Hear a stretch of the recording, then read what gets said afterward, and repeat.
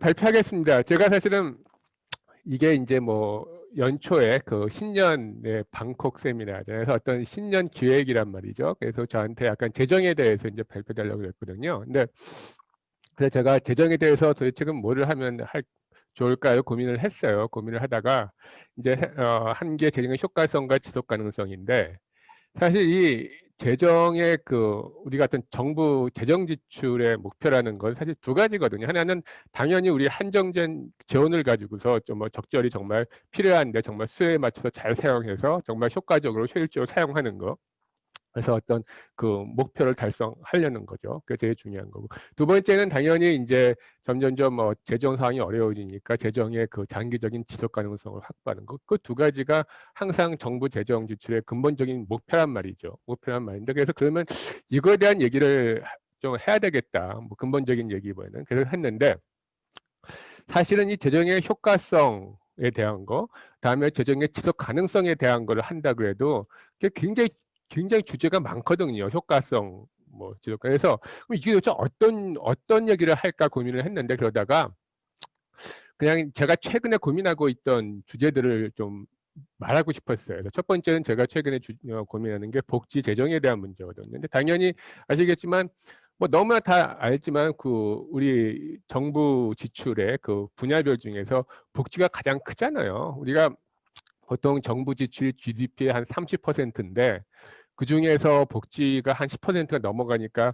정부 지출의 3분의 1이 넘어가고, 뭐 아시겠지만 선진국들은 한 절반 이상이에요. 그러니까 가장 규모가 크니까 어떤 효과성을 얘기하려도 가장 많은 돈이 들어가는 분야에 대한 효과성이 제일 중요해지는 거고, 또 그것뿐이 아니라 또 재정이란 건 다른 거와 달라서 뭐 효과성을 평가하기 어려운 것도 있고, 그 다음에 더 큰 문제가 지속 가능성인데, 누구나 아는 것처럼 사실은 그동안 가장 빨리 규모가 늘어왔던 게 복지고, 또 앞으로도 계속 빠르게 늘어날 거고, 당연히 뭐 우리가 앞으로 고령화, 다 아는 것처럼 뭐 고령화 때문에 엄청나게 지금도 규모가 크지만 훨씬 더 규모가 증가할 거잖아요.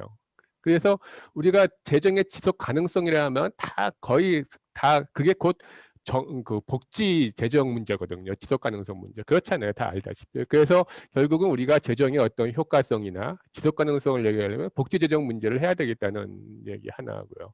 그 다음에 또 하나, 우리가 어떤 돈을 효과적으로 쓰려면은 미리 계획을 세우고 계획에 따라서 지출을 해야 하는 거잖아요. 그래서 어떤 재정의 효과성 문제라든가, 다음에 어떤 지출을 효과적으로 하고, 그 다음에 또 이게 정말 지속 가능하려면 계획에 맞춰서 짜임새 있게 사용하고 해야 되니까, 그래서 결국은 국가 재정 운영에 어떤 계획에 대한 얘기를 해야 되겠다는 생각이 있었고요. 그 다음에 세 번째가 가장 뭐 이런 말이 있어요. 뭐 누가 되게 유명한 사람이 한 말인데, 가장 좋은 살균은 햇빛이다. 뭐 그런 말이 있으시니까 무슨 얘기냐면, 결국 이게 정부 지출에 대해서는 무조건 투명하게 공개하는 게 가장 낭비를 없애고 어떤 뭐 부정부패, 낭비를 없앨 수 있는 가장 좋은 방법은 투명한 공개잖아요. 그래서 정부 지출의 공개에 대한 요 세 가지가 제가 최근에서 고민했던 것들인데, 그래서 그냥 제가 최근에 고민하고 있던 문제들을 그냥 이번 기회에 얘기를 하고 같이 토의해보면 좋겠다 해서 이렇게 정하는 건데요. 사실은 이거는 제가 파워포인트이고, 파워포인트 말고 원래 원고 드린 거는, 그래서 이 세 개를 각각 제가 한 논문으로 하는 것들을 세 개를 다 모아서 해서 굉장히 많아요. 양이 좀 주구조도 굉장히 양이 많아서 아마 다른 분들 읽지 않으셨겠지만 아마 토론자분들은 읽으셨을 텐데, 좀 너무나 긴 분량의 원고를 줘서 좀 죄송하기는 합니다. 어쨌든 그래서 사실 이 세 가지가,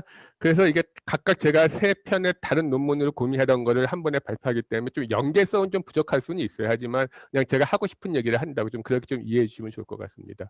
첫 번째가 이제 복지 재정 문제인데요. 이거는 뭐 다 아는 문제고, 또 그리고 보니까 마침 내일 양재진 교수님이 또 복지에 대한 얘기를 하시더라고요. 그래서 제가 긴 얘기는 하지 않지만 사실 오늘 제가 짧게 하는 얘기가 내일 또 양 교수님이 하는 거와 이렇게 연계되면 좀 더 좋을 것 같기도 해요. 좀 짧게 얘기할 텐데요. 기본적으로 우리가 정부 지출이라는 건, 정부 재정이라는 게 국민의 한정된 재원을 가지고 국민들의 수요에 맞춰서 수요에 맞게 적절하게 배분하고 사용해야 되는 거잖아요. 근데 사실은 국민 수요라는 게 워낙에 다양하기 때문에 어떻게 배분하고 어느 분야에 얼만큼 쓰는 게 가장 적절하게 수요에 맞는 거냐 하는 걸 사실 파악하기 힘들잖아요.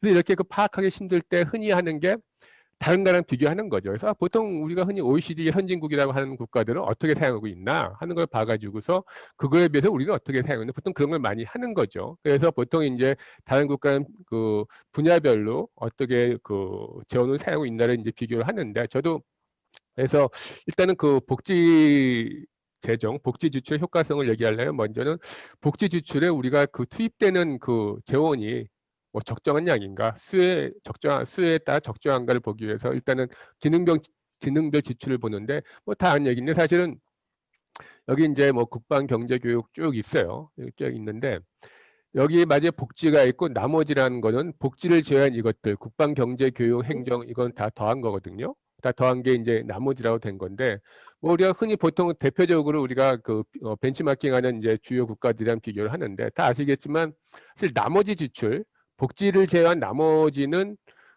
일단 전체를 보면은 전체 지출 보면 프랑스가 사실 OECD 국가 중에 가장 정부 지출 규모가 크거든요. 이건 절반이 넘죠. 그리고 뭐 독일, 뭐 스웨덴 그렇고 일본, 미국이 선진국 중에 좀 작은 편인데 이 정도 우리가 30%잖아요.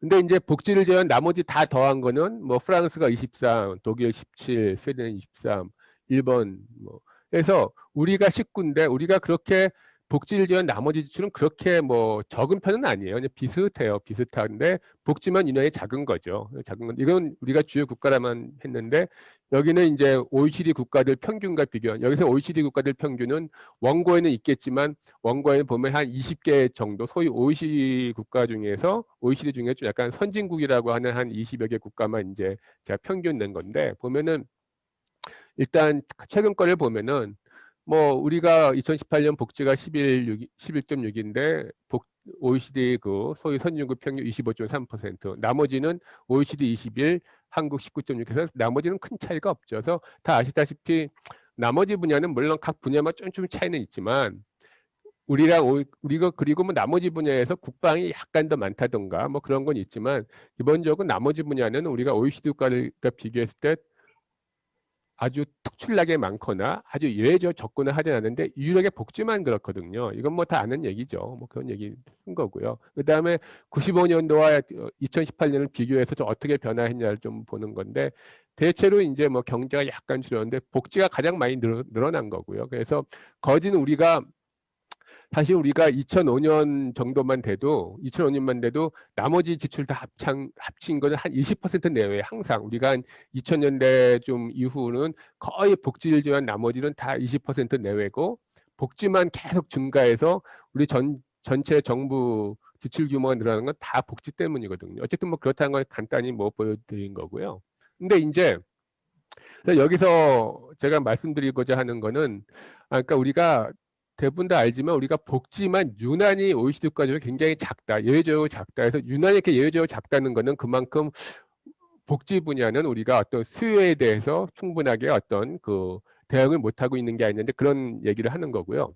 그다음에 여기서는 우리가 이거는 이제 어떤 그 지출 규모를 본 거고요. 여기서는 이제 그 실제로 어떤 효과성을 보려는데 사실은 복지 지출의 목적은 굉장히 다양해요. 뭐 내일 양 교수님이 다시 말씀하시겠지만 그래서 뭐 그런데 가장 기본적인 거는 기본적으로 어떤 빈곤 감소죠. 복지의 가장 기본적인 목표는 빈곤 감소인데 그래서 그럼 도대체 우리나라의 복지 지출이 도대체 빈곤 감소에 어느 정도 효과가 있냐 하는 걸 이제 보려는 거거든요. 보면은 일단은 그 노인과 근로 연령대를 구분해서 노인은 뭐 다 아는 거예요. 우리나라가 뭐 노인 빈곤이 OECD 국가 중에 제일 높다 하는 거는 뭐 너무나 잘 알려져 있는 거죠. 그래서 우리가 한 노인 빈곤율이 약 43% 정도 되고 이게 근데 OECD 36개국 평균 이거는 모든 OECD를 망라한 건데 평균이 14.1에서 굉장히 빈곤율이 높다는 건데요.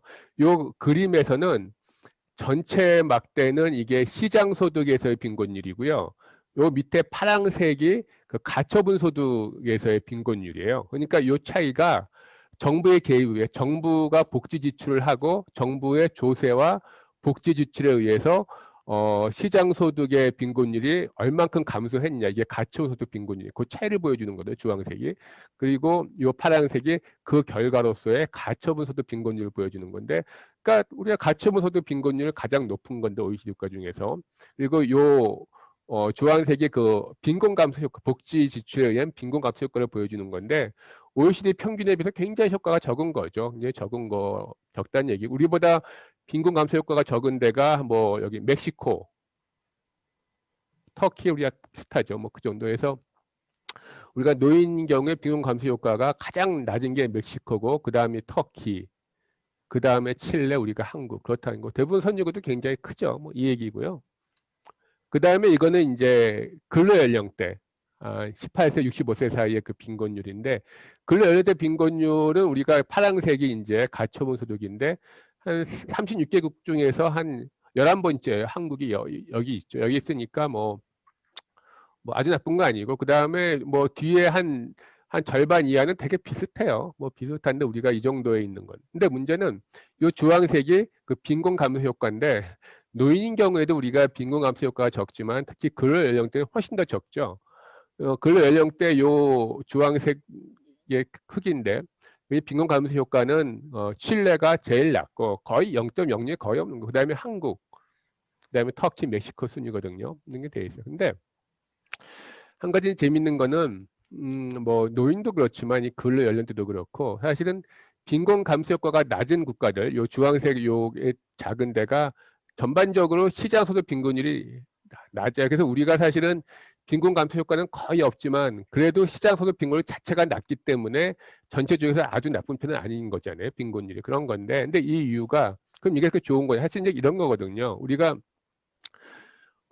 이걸 어떻게 평가할지는 고민인데 이런 거죠. 우리는 사실은 이제 자기가 일을 하지 않으면은 특히 근로 연령대, 노인도 그런 경우가 많지만 특히 근로 연령대는 자기가 일해서 벌어먹고 살지 않으면은 어떤 복지에 의해서 혜택이 적으니까, 복지에 의해서 혜택이 적으니까 그러니까 정말 좀 몸이 안 좋더라도 뭐 힘들더라도 일을 할 수밖에 없는 거죠. 그래서 이제 시장소득 빈곤율이 굉장히 낮은 거죠. 사실 그런 게 있는 거죠. 그래서 근데 이제 다른 나라들은 시장소득 빈곤이 높은 경우에 사실은 이제 뭐 실업급여를 탄다던가 기타 여러 가지로 해서 이제 급여를 받으면서 일을 하지 않기 때문에 이제 그런 차이가 있는. 어쨌든 내 결론은 어쨌든 이게 노인도 그렇고 사실은 근로 연령대도 그렇고 굉장히 이제 빈곤 감소 효과가 적다는 거죠. 근데 사실은 아까도 말씀드린 복지 유출의 근본 목적이 빈곤 감소인데 그게 굉장히 작다는 거 보여준 거고요. 근데 이제 우리가 복지 뭐 다른 것도 특히 그렇지만 특히 복지 지출을 OECD 비교를 하면 항상 아웃라이어가 딱 4개 국가예요. 칠레, 멕시코, 터키, 한국이요. 여기가 정부 복지 지출도 예외적으로 낮고 아까 정부 뭐 지출 규모가 적으니까 당연히 효과도 낮고 뭐 이제 그런 항상 4국가가 아웃라이어처럼 튀는데 그래서 이 칠레, 멕시코, 터키, 한국 4개를 비교했는데 그 복지와 관련된 게 주로 이제 우리가 복지 지출을 좌우하는 걸로 공급 측 이유는 어떤 공급 능력, 그러니까 재정 능력을 대리하는 게 1인당 GDP고요. 그 다음에 이제 수요를 대리하는 게 주로 이제 고령화율이죠. 왜냐하면 당연히 이제 고령화율이 높아지면은 연금이라든가 뭐 건강보험이라든가 빈곤이라든가 해서 그 복지 지출 늘어나서 보통 우리가 복지 지출 규모를 좌우하는 공급축 요인과 수요축 요인 중에서 공급축 요인 제일 중요한 게 1인당 GDP고 수요축 요인 제일 중요한 게 이제 고령화율인데 그 두 개를 다 봐도 뭐 칠레, 멕시코, 터키는 그럴만해요. 1인당 GDP도 굉장히 낮고 아마 3만 불이 다 안 되죠. 이거는 이제 그 PPP로 한 건데요. 그 뭐죠? 그 PPT 그러니까 그 자기 그 지출 능력을 이제 감안해서 이제 조정한 건데. 근데 우리는 사실 인당 GDP도 칠레, 멕시코, 터키에 비해서는 월등히 높거든요. 거의 뭐 멕시코의 2배쯤 되고 굉장히 높고. 그 다음에 이제 고령화율도 봐도 고령화율도 멕시코 워낙 낮고 터키도 낮고 칠레도 낮은데 우리는 고령화율도 좀 뭐 13.8이고 지금은 거의 15% 가까이 되는데 그러니까 칠레, 멕시코, 터키는 워낙에 1년 GDP가 낮고 또 고령화 수준이 별로 높지 않아요. 그래서 뭐 이 정도에 아마 11.5%, 7.5, 12.1 이런 지출을 했는데 우리는 굉장히 뭐 1년 GDP 높은 편이고 고령화율도 낮지 않은데도 불구하고 굉장히 복지 지출이 낮죠. 그래서 결국 이런 거죠. 한국의 복지는 그러니까 선진국과 비교해도 당연히 낮고 아까 OECD 선진국들은 대개 GDP 25%인데 우리는 뭐 10%고 소위 그 개도국 혹은 칠레, 멕시코, 터키와 비교해도 도대체 1인당 GDP나 고령화율을 봐도 우리가 이렇게 적을 이유가 없는데 정말 적거든요. 그래서 이거는 뭐 복지하는 사람은 누구나 다 아는 얘기인데 그래서 그래서 이렇게 복지 지출이 낮다는 거는 단지 그냥 낮다는 게 아니라 다른 왜 OECD 국가에서 예외적으로 선진국과 비교를 하든 조금 약간 덜 개발된 뭐 어떤 이런 국가 비교를 하든 예외적으로 우리만 낮은데 그럼 도대체 이게 정말 제대로 수요에 대응하는 거냐 이제 그런 문제 제기. 그래서 어떤 우리가 재정의 효과성이라든가 수요에 얼만큼 적재에 대응하고 있냐라든가 뭐 그런 것들 할 때 가장 고민해야 될 게 이제 복지 지출이라는 걸 다시 한번 상기시켜 드리는 거고요. 아마 내일 양 교수님이 더 이어서 말씀하시죠. 그래서 그 다음에 이제 그렇다면 우리가 복지 지출의 효과성을 높여야 된다든가 복지 지출을 더 늘려야 된다 그러면 도대체 뭘 어떻게 할까 이제 그 얘기를 잠깐 하려는 건데요. 이게 이제 한 10년 전쯤에 이 소위 복지 쪽에서 사회 투자를 강화해야 된다. 혹은 전통적인 어떤 복지 사각지대를 해소를 더 중점을 두는 이런 논쟁이 있었어요. 이게 노무현 정부 말기인데 이때 이제 양재진 교수도 이 논쟁에 참여한 분 중에 한 분인데, 그러니까 사회 투자 강화는 뭐냐면 사실은 이제 선진국에서 소위 선진 복지 국가들에서 복지가 너무 지나치게 이제 그렇게 뭐 실업급여라든가 빈곤에 대한 급여를 많이 주니까 이 소위 그 빈곤 계층이 어떤 이 복지 수급으로만 먹고 사는 게 이제 하도 익숙해지다 보니까 스스로 노력해서 스스로 자기가 벌어먹으려고 하려는 스스로 자활 자립하려는 능력이 없어지고 계속 복지에만 의존하는 그런 소위 복지의 늪 빈곤에 덫에 빠져 있다고 해서 그러면 안 되겠다 해서 그냥 단순히 어떤 그 급여를 주는 게 아니라 그 빈곤 계층한테 그냥 돈만 주는 게 아니라 그 사람들의 인적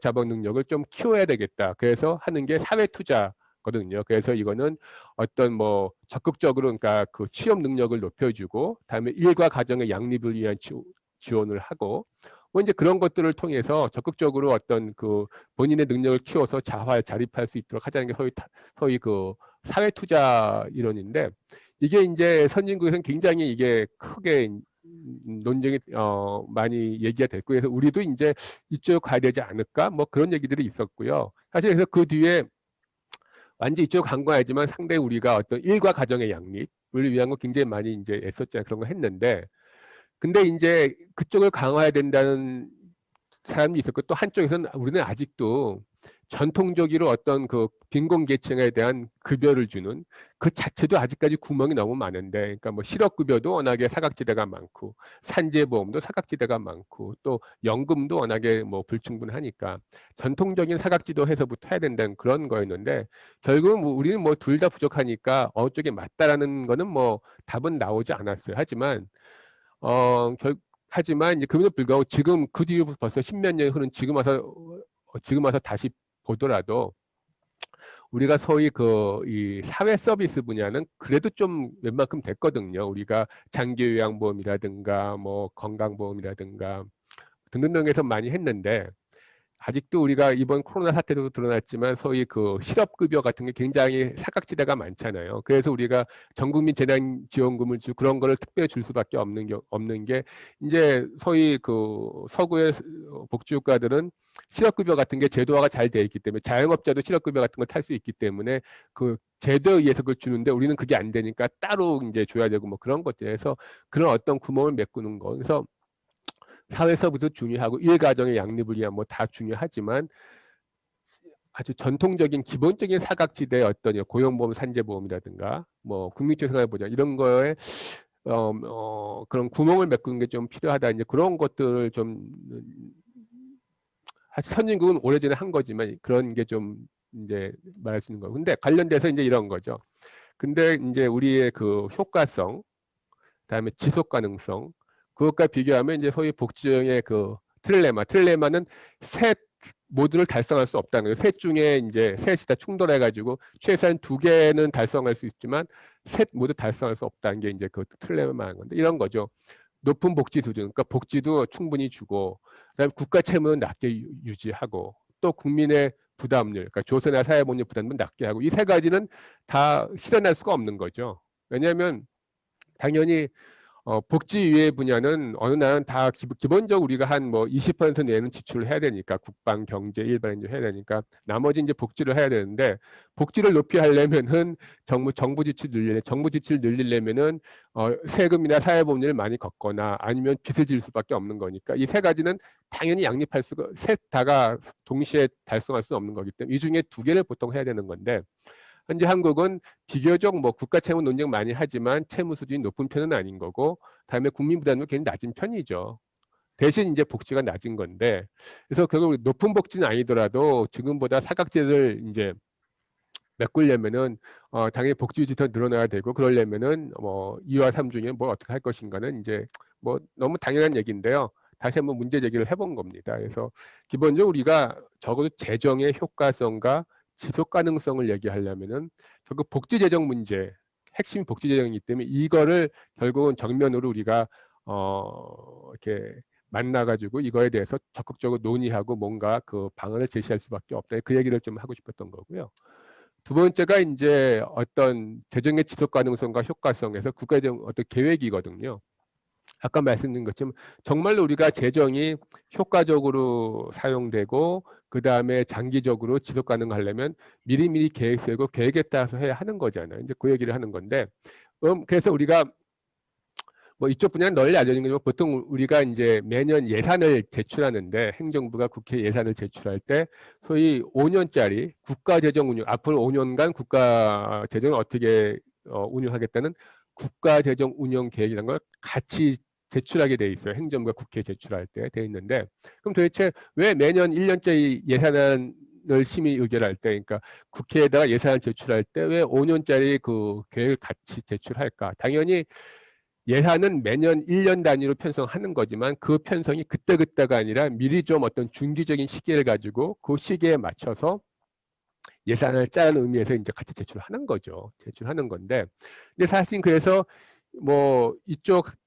전공하는 사람들은 대부분 다 동의하지만 우리가 어떤 예산이 매년의 예산에 좀 더 어떤 중장기적인 시기를 가지고 좀 계획적으로 짜여지려면은 이 국가재정 운영 계획이 정말 그 실효성을 확보하고 정말 충실해야 된다는 걸 다 동의하는데 우리는 전혀 그게 안 되고 있거든요. 그래서 그 얘기를 좀 하고 싶었던 거예요. 그러니까 사실 우리가 국가재정 운영 계획이라는 거는 노무현 정부 때부터 처음 만들기 시작했는데 사실은 만들면서 맨날 법에서는 이걸 강제로 만들게 돼 있지만 그냥 맨날 계획은 세우지만 실제로 정부의 예산이 이거에 구속되냐 잘 안 되거든요.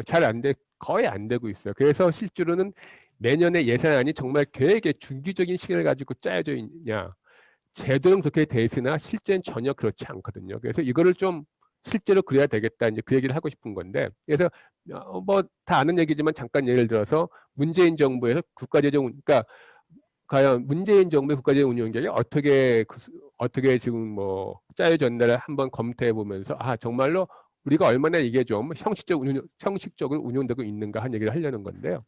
그러니까 문재인 정부가 지금까지 이게 4번 그러니까 이거는 국가재정 운영 계획도 매년 짜게 돼 있거든요. 매년 5년 단위 짜게 돼 있는데 4번 됐는데 작년 가을에 한 거는 이제 어차피 코로나라는 그 위기에 대한 것 때문에 엄청나게 적극적인 확대 재정을 할 수밖에 없었기 때문에 그거는 계획대로 할 수가 없었는데 그냥 코로나가 있기 전 2017년에 짠 거, 2018년에 짠 거, 2019년에 짠 거 그 세 개를 좀 비교해서 얼마큼 정말 이게 계획에 충실히 하고 정말 계획대로 예산이 짜여졌나 그런 거 잠깐 보려는 건데요.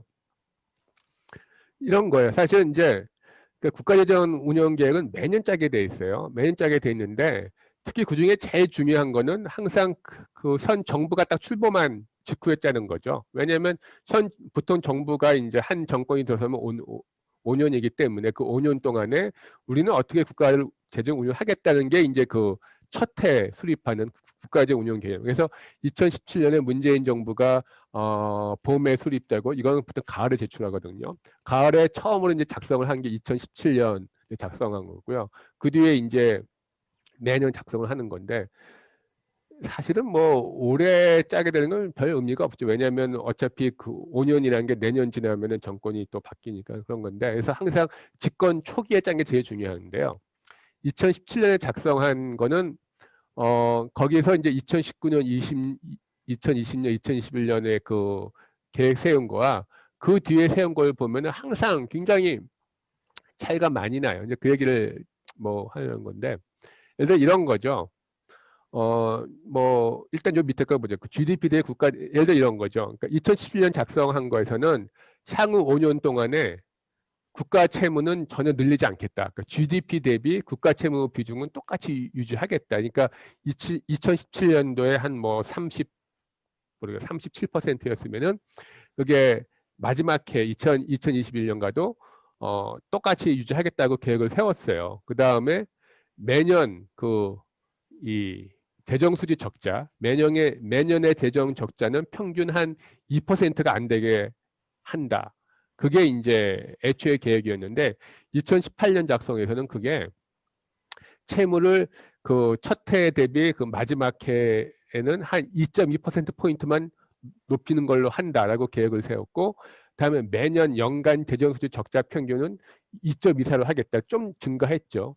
근데 2019년에 작성한 거에서는 첫 해 대비 마지막 해에 국가 채무는 9.3%포인트 늘리겠다. 그러니까 굉장히 많이 늘어난 거죠. 그리고 매년의 연간 적자는 한 3.83%로 하겠다. 그러니까 굉장히 많이 늘어났죠. 근데 사실 이거는 코로나 전이거든요. 코로나 생기기 전, 전혀 코로나라는 걸 생각하지 못하고 짰는데, 그때도 굉장히 이렇게 해서 중요한 거는 제가 이거예요. 그러니까 뭐 채무를 많이 늘린다든가 매년의 적자를 많이 늘린다든가 그런 식으로 계획은 짤 수 있어요. 그거는 뭐 할 수 있는데, 문제는 이게 처음엔 전혀 그런 생각이 없었다가, 처음에는 그냥 뭐 아무 그게 없었다가 그 뒤에 막 바뀌었다는 건데, 바뀌었을 때 특별하게 무슨 우리가 뭐 코로나라든가 그런 어떤 위기 때문에 되는 게 아니라 코로나 있기 전이었기 때문에 평상시인데 매년 이게 전혀 계속 바뀌었다는 거죠. 그래서 이런 식으로 사실은 이거는 제가 가장 최근이기 때문에 최근만 보여주는데, 꼭 문재인 정부 때뿐이 아니라 그 전에서도 국가재정 운영 계획의 실효성 거의 담보가 안 됐거든요. 그래서 그 말씀드리는 거고요. 근데 이게 사실은 이 국가예정 운영 계획이라는 게 어떤 우리가 예산을 짤 때 이 국가예정 운영 계획에 맞춰서 짜는 게 중요하다 하는 거는 사실 우리가 하는 얘기가 아니라, 이거는 뭐 전 세계적으로 공통되고, 특히 EU에서는 우리도 이걸 뭐 매년 이걸 법에 의해서 짜게 돼 있지만 EU 회원국들도 이게 법에 의해서 이게 짜게 돼 있거든요. 매년 짜게 돼 있고, 그 다음에 이런 중기 재정 계획을 EU에서는 매년 그 회원국들의 중기 재정 계획을 평가해요. 항목을 정해서 이제 평가를 하거든요. 평가해서 그걸 발표하는데, 보통 평가 항목은 이런 거예요. 그 중기 재정 계획에서의 어떤 그 목표, 예컨대 뭐 채무를 어떻게 하겠다든가 뭐 지출을 어떻게 하겠다든가 뭐 그런 것들이 전체 재정을 다 포함하냐. 예를 들어서 우리만 해도 국가재정 운영 계획이 중앙정부만 포함하거든요. 지방정부는 빠져 있어요. 이제 그런 경우 뭐 그런 것 전체 재정을 다 하냐 뭐 그런 것들에 대한 것들을 평가하는 항목이 있고, 이게 4점짜리고, 그다음에 어떤 실제로 이 중기 재정 계획에서의 뭐 어떤 지출 계획 혹은 뭐 적자 운용 그런 것들이 실제 그 매년 짜는 예산과 얼만큼 연계돼 있냐 하는 게 또 항목이, 이게 사실 제일 중요하죠. 그래서 이게 한 6점짜리가 돼 있고요. 그 다음에 이런 중기 재정 계획을 수립하고 뭐 그 운영에 가는 데서 국회가 얼만큼 그걸 통제할 수 있냐 하는 게 또 이제 항목이 있고요. 3점. 그 다음에 이런 중기 재정 계획을 수립할 때 독립적인 재정기구. 그러니까 사실 이걸 행정부가 짜게 되면은 우리는 이제 그 기재부가 짜는데, 기재부가 짜다 보니까 항상 좀 정부에 유리한 것만 이제 좀 하려고 하니까 약간 좀 장밋빛 전망을 하고 그러는데, 그러지 않으려면 좀 행정부에서 독립성을 갖는 그런 데가 좀 하는 게 좋죠. 그런 데 역할이라든가, 그 다음에 이 운영 계획이 얼만큼 정말 좀 구체적이고 돼 있냐 이런 것들하고 평가하거든요. 평가하는데 우리가 이제 그래서 평가한 게 매년 이후 발표하는 거고, 한국은 제가 한 겁니다. 한국은 제가 한 건데, 사실은 여담이지만 제가 이거를 뭐 아마 오늘 토론자 중에도 아마 제가 이거 논문 제출했을 때 심사위원이 있었을 것 같은데, 그때 심사위원 코멘트를 받고서 우리 한국 점수가 너무 짜다 해가지고 제가 좀 올렸거든요. 올렸는데 어쨌든 뭐 그런 건데, 그래도 이게 지금 이거는 EU 국가 중에서 주요 국가들하고 체코는 이유가 EU 국가 중에서 가장 점수가 낮은 데가 체코예요. 그래서 EU 중에 꼴찌가 체코를 넣은 거고 여긴 EU 평균을 넣은 거고 그다음에 한국 점수를 넣은 건데요.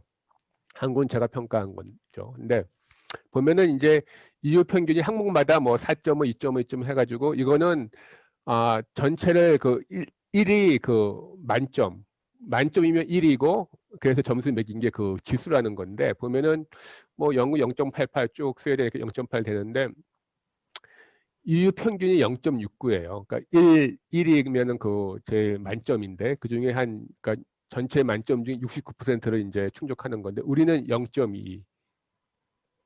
EU 평균의 3분의 1도 채 안 되거든요. 그래서 지금 이렇게 돼 있어요. 그래서 이제 심각한데 그 이유가 이제 보면은 우리가 전체 재정 포괄성에서 1점 받은 이유가 우리는 그 아까도 말했지만 지방 정부는 빠져 있고 다음에 건강보험이 빠져 있는데 건강보험이 장기요양 합치면은 매년 한 60조가 넘거든요. 한 70조 가까이 되는데 그게 아예 우린 빠져 있어요. 그래서 이거 그다음에 예산과 연계해서 우리는 전혀 없거든요. 그러니까 예산이 전혀 국가적 운영계획에 그 구성을 받지 않아요. 그래서 이제 빵점인 거고요.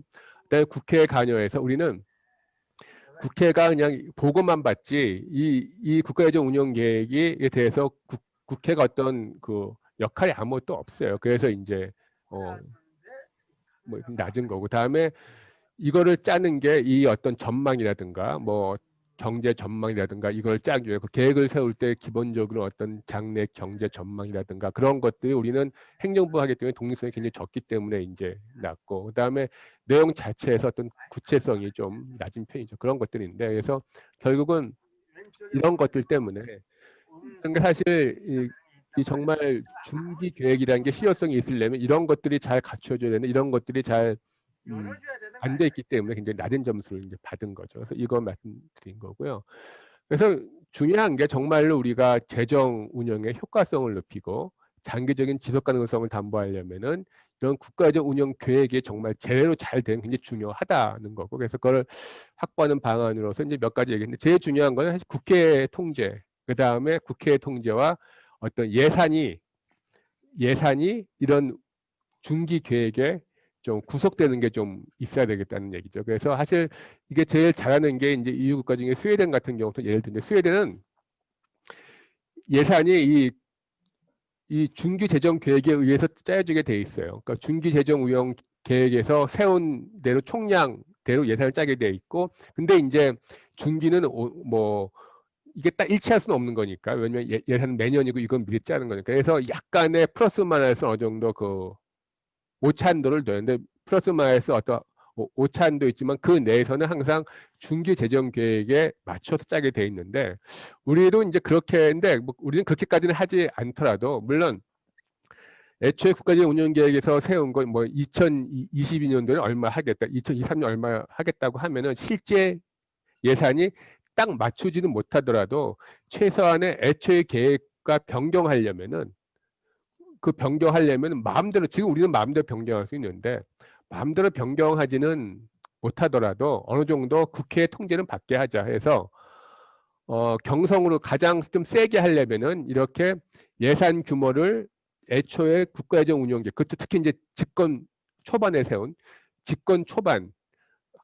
처음에 집권 초반에 세운 거에서 벗어나서 예산을 더 확장해서 짜려면은 저 국회의 동의를 받게 하자. 우리가 마치 추경 예산을 짤 때는 국회의 동의를 받는 것처럼 국회 동의를 받게 하자. 뭐 그런 건 가장 경성으로 가장 세게 하면 이렇게까지 할 수 있지만 뭐 이렇게까지 하지 않더라도 최소한의 어떤 국회가 주도하는 의견 수렴 절차. 그러니까 동의까지는 아니더라도 적어도 우리가 이러이러한 이유로 이 중기 계획보다 좀 더 초과해서 예산을 짤 수밖에 없습니다. 하는 거 좀 토론하고 하는 최소한 그런 식의 어떤 의견 수렴 절차는 거치도록 하는 게 좋겠다. 이제 뭐 그런 방안들 얘기를 하는 거고요. 그다음에 아까 얘기한 것처럼 우리가 건강보험은 제외되어 있는데 이것도 포함해야 한다. 너무 당연한 얘기고 그다음에 우리가 이것도 이쪽 전공하는 학자에서 너무 당연한 거긴 한데 소위 우리가 현재 예산 제도가 우리가 탑다운 방식이라서 총액 배분 자율 편성으로 돼 있어요. 그래서 그러니까 기재부가 총액을 정하면은 그 총액 내에서는 각 부처가 알아서 자율적으로 편성하게 현재 제도는 그렇게 돼 있는데 제도는 그렇게 돼 있으나 실제로 그렇게 잘 안 되고 있거든요. 실제는 잘 그렇게 안 되고 있는데 이게 좀 실효성을 확보해야 되는 게 중요하다는 얘기인데 그러려면 사실은 또 국회 예산심의도 이원화해서 이건 사실은 국회 예산심의를 이용하는 것도 굉장히 어떤 우리가 예산을 효과적으로 편성하는 굉장히 중요한 건데 이런 거죠. 보통 이제 봄에는 내년도 예산 총액이 어떻게 돼요? 각 분야별로 복지, 경제, 뭐 교육 한 총 이만큼을 그 배정한다 하는 거를 상반기에 그냥 뭐 심의를 해서 이제 하고 그 다음에 이걸 가지고서 각 부처가 행정부가 예산을 편성하고 그 다음에 하반기가 되면은 각 부처별로 그 예산 부처별 위원회에서 각 분야별 한도 내에서 구체적인 사업을 심의하고 이런 식으로 이제 이원화하는 것 이렇게 국회 예산 심의를 이원화하면은 이렇게 이원화해야 실제로 총액배분 자율 편성의 의의를 달성할 수 있는데 이거는 사실은 이쪽 분야는 하는 학자들은 옛날부터 얘기를 한 거예요. 한 건데 지금 거의 다 안 되고 있는 것들 이런 것도 사실은 제가 이런 얘기를 하는 게 이게 옛날부터 얘기했지만 잘 안 돼 왔는데 앞으로는 더욱더 국가 재정에 대한 그 제약은 심해지고 그래서 효과적으로 쓰는 게 더욱더 중요해지니까 인자도 좀 제대로 좀 하는 게 필요하다는 의미에서 얘기를 하는 겁니다. 뭐 이런 것들이고요.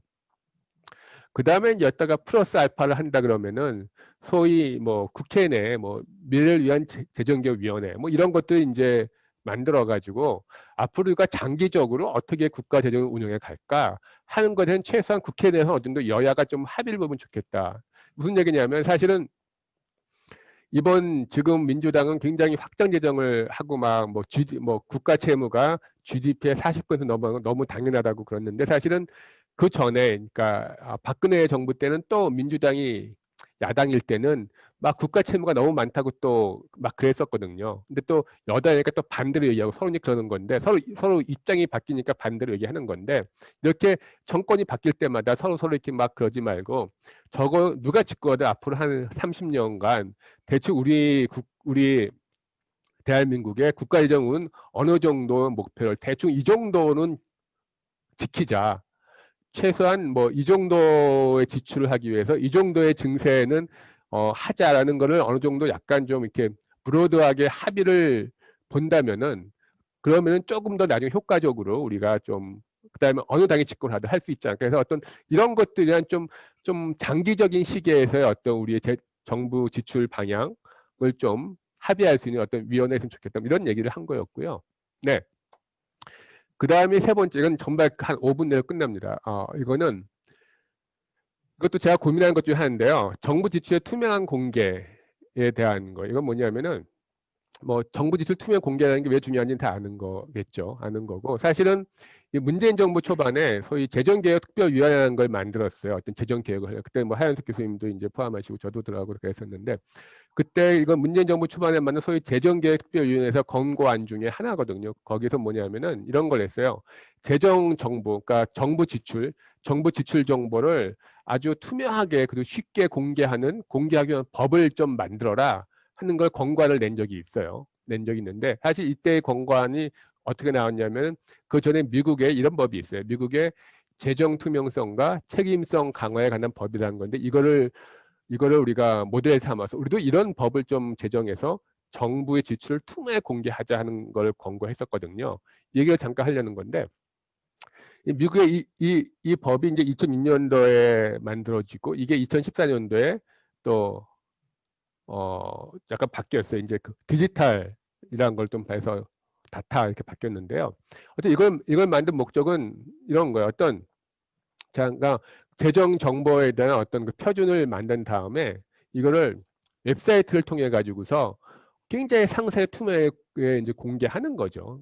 공개하는 거 이게 이제 목적인 건데, 근데 이렇게 재정 정보를 투명하게 공개하면은 국민들한테 알 권리도 충족하지만 또 정부 자체도 굉장히 정부 운영을 더 효과적으로 효율성으로 할 수 있다. 뭐 그래서 이제 하는 거였거든요. 하는 건데, 근데 거기 보면 이제 공개 대상 이런 거 쉽게 말하면 모든 정부의 지출은 다 공개하게 돼 있어요. 모든 정부의 지출이 도대체 누구한테 갔냐. 교부금을 줬으면 그게 누구한테 교부금을 줬고 만약에 민간 업체랑 어떤 구매 계약을 했으면 어느 업체랑 얼마짜리에 뭐를 사기 위해서 얼마를 구매 계약을 했냐 하는 거를 그 사이트에서 다 볼 수 있게 되는 거거든요. 모든 걸. 단 이제 좀 약간 금액이 크지 않은 거는 뭐 제외하지만 모든 걸 다 하게 돼요. 그 다음에 그 내용이 이런 거예요. 그러니까 모든 정부 지출했으면 그게 결국 누구한테 가서 최종적으로 누구한테 갔는지까지를 다 하고 뭐를 그 다음에 그걸 다 공개하는 건데, 예를 들어서 실제로 그 USA spending.gov 이 사이트에 들어가 보면 볼 수 있는데, 제가 처음에 이 글을 쓸 때 2019년도에 들어갔을 때는 그때 딱 들어가서 이런 거예요. 도대체 연방의 지원금을 가장 많이 받은 단체가 누군가 검색을 딱 하면은 딱 바로 떠요. 뜨면 거기 로키드 마틴이라고 나와요. 그 비행기 회사 있잖아요. 로키드 마틴, 그 군수 좀 많이 만드는. 그럼 여기는 로키드 마틴한테 국방부가 제일 많이 지출을 했는데, 각 국방부 밑에 어느 부처가 얼마를 어떤 프로그램에 의해서 뭐를 사기 위해서 했고, 그래서 그 돈을 가지고 로키드 마틴이 뭐 비행기를 몇 대를 어떻게 해줬고, 뭐 그런 것들이 다 쫙 나오게 돼 있어요. 그런 식으로 돼 있는데, 제가 2020년에, 그러니까 이 글을 쓰냐고 제가 며칠 전에 12월 30일에 연말에 그 딱 들어가 보니까 제일 먼저 이렇게 배너처럼 딱 띄는 게 코비드-19 관련 정부 지출 내역이 제일 처음에 굉장히 크게 떠요. 뜨고 거기 보면은 2002년 9월 30일까지 현재 1.62조 달러를 썼다는 거 하고, 각 부처 지출한 프로그램명, 뭐 받은 기관 이름, 액수, 내역 다 나와요. 가장 많이 지출한 기관이 SBA라고, 우리로 치면은 뭐 한 뭐 중기 뭐 중소기업청쯤 되겠죠. 뭐 그 중소기업부가 이제 썼고, 대출보증보조금이고, 이걸 받은 그 기관들 이름이 쫙, 그 단체 이름이 다 나와요. 그러니까 가게 이름이죠. 기업들 이름이 쭉 나오고 뭐 그런 식. 그러니까 이런 것들, 그러니까 모든 정부 지출은 그냥 이 사이트에서 굉장히 투명하게 다 공개하는 거죠. 공개하는 건데, 결국 이런 것들이 하면은 사실 우리도 사실 지금 정부 이것저것 공개는 많이 해요. 정부 재정 공개 많이 하는데, 우리는 워낙 정보가 잘 돼 공개를 하는데, 실제 그 공개된 것들이 정말로 국민들한테 도움이 되고, 정말로 그래서 국가가 우리들은 어떻게 쓰고 있나 하는 거를 제대로 알게 돼 있지는 않거든요. 그래서 이런 식으로 사실 우리가 하려면 마음만 먹으면 뭐 금방 할 수 있거든요. 그래서 이런 정부의 재정 지출을 정말로 이런 사이트를 통해서 모든 걸 세세 투명하게 공개하는 이런 걸 하면은 정말 어떤 정부 재정 지출에 뭐 당연히 낭비, 부정부패 없어요. 투명성, 민주성, 효율성 효과, 이런 거에 정말 굉장히 큰 도움이 될 거다라는 게 이제 제 생각이거든요. 그래서 이런 것들을 꼭 좀 하면 좋겠다, 뭐 그런 생각. 이런 것들이 제가 요새가 제가 요새 고민하고 있는 우리 정부 재정 운영에 관련돼서 효과성, 지속가능 고민하는 것들이요. 그래서 그 세 가지에 대해서 말씀드렸습니다. 일단 제 얘기는 여기서 끝내겠습니다. 예, 감사합니다. 예, 수고하셨습니다. 우리 김태일 교수가 저는 잘 모르는 분야인데 재정 지출 분야, 특히 복지 분야를 설명을 해 주시면서 문제점을 보여주셨고 이거를 해결할 수 있는 팁도 보여주신 것 같네요. 이왕이면은 오늘 어디언스가 그 홍남기 같은 분이 좀 앉아 있었으면 좀 좋았을 것 같다. 에다가 양당에 계시는 정치인들이 참 봤으면 좋았겠다 하는 생각이 듭니다. 먼저 지정 토론자들께서 토론을 해 주시겠습니다. 통상은 가나다 순으로 하는데 저는 제 맘대로 합니다. 하현석 교수님. 예. 예. 좀 슬라이드는 좀 꺼주시고요. 예, 예. 그래서 우리 하 예, 교수님 토론 좀 해주십시오. 예, 제 뒤쪽에 너무 햇볕이 강해서 지금 이제 옮겼습니다. 약간. 옮길 때도 있으면 되게 높네요. 예, 김태일 교수님 발표하신 거 잘 들었고요. 뭐 일부는 저랑 다른 장소에서 같이 발표하고 토론도 하셨던 내용인데 어떻게 보면 세계가 복지, 그 다음에 국가재정 운용계획, 그리고 재정정보 공개, 이 세 가지가 어찌 보면 다 동떨어져 있는 것 같은데, 제가 이렇게 보면 하나가 관통하는 것 같아요. 동의하실지는 모르겠지만 재정 운영에 있어서 보편적인 지향성을 어떻게 확보할 거냐. 그다음에 재정 운용에 있어서 다른 말로 하면 우리가 흔히 이야기하는 폭배럴 팔러틱스나 특수이익이나 혹은 지역이익에 봉사하고자 하는 거를 어떻게 제어할 수가 있는가. 그래서 사실은 요즘 재정에 있어서 굉장히 역설적이게도 굉장히 강조되는 표현이 뭐냐면 디폴리티사이제이션이거든요.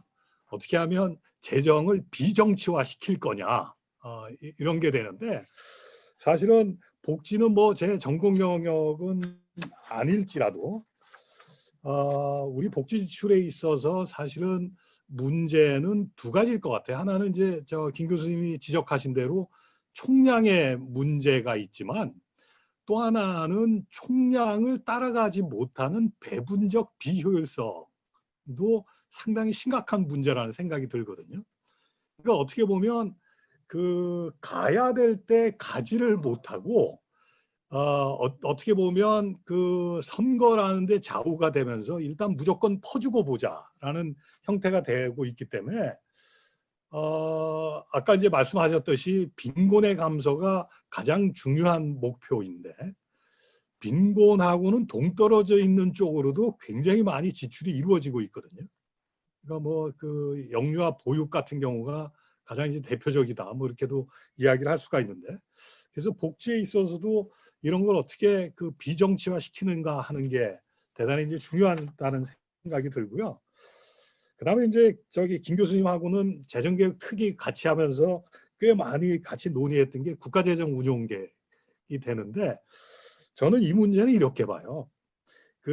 지금 이제 우리 재정 지속 가능성이 이슈가 되다 보니까 작년에 한참 이제 이야기가 나온 게 재정 준칙을 뭐 만들어야 된다, 뭐 이런 이야기를 하는데, 전 기본적으로 재정 준칙 무용론자입니다. 뭐 감사원도 그렇고 언론기관에서도 그렇고 저한테 꽤 많이 인터뷰를 요청을 했었는데, 제가 그때 이야기할 때마다 우리나라에 재정 준칙 필요 없다, 해봐야 안 되는 나라다라고 이제 이야기를 하는데, 제가 우리나라에서 재정 준칙이 제대로 작동하지 않을 거라고 확신을 갖는 이유가 뭐냐면 국가재정 운용계획이 이걸 뒷받침을 못하고 있다는 거죠. 그러니까 우리나라 국가재정 운용계획의 가장 중요한 특징이 뭐냐면 다른 유럽 국가들하고 비교해서 지출 한도 없는 국가재정 운용계획입니다. 그러니까 재정 준칙을 백날 정해놔 봐야 이거를 구속력 있게 끌고 갈 수 있는 제도적 장치가 전혀 없는 상태에서 재정 준칙이 있어 봐야 항상 허물어 버릴 게 뻔한 거기 때문에, 제가 생각할 때는 국가재정 운용계획에 어떻게 실링을 구속력 있게 접목시킬 건가 하는 게 굉장히 중요한 것 같고요. 사실은 국가재정 운용계획이 실링이 없기 때문에 탑다운 예산 제도도 제 기능을 못하는 거죠. 그러니까 탑다운 예산 제도가 실링을 어떻게 준수할 거냐라는 것 때문에 나오게 된 게 탑다운 예산 제도인데, 실링이 이제 없는 상태이기 때문에 이제 저는 아주 우리나라 국가재정 운용계획의 실효성 확보 방안이 저는 거의 무의미하다 이렇게 보고 있고요. 단 하나 토론을 위해서 김태일 교수님하고 저하고 이 면에 있어서 좀 견해차를 보인다면, 저는 한국의 국회에 대해서 별로 신뢰를 하고 있지는 않은 사람입니다. 그러니까 뭐 국회가 통제가 되고 구속력을 강화하는 게 한국의 국회가 과연 그렇게 할 수가 있겠는가? 저는 한국 국회에서 무슨 민주주의나 정의나 뭐 이런 거 자기들 요새 맨 떠들지만 공정이나 이런 게 아예 없어진 지 오래됐다라고 생각을 하거든요. 그러니까 한국의 국회는 오로지 폭배럴 팔러틱스입니다.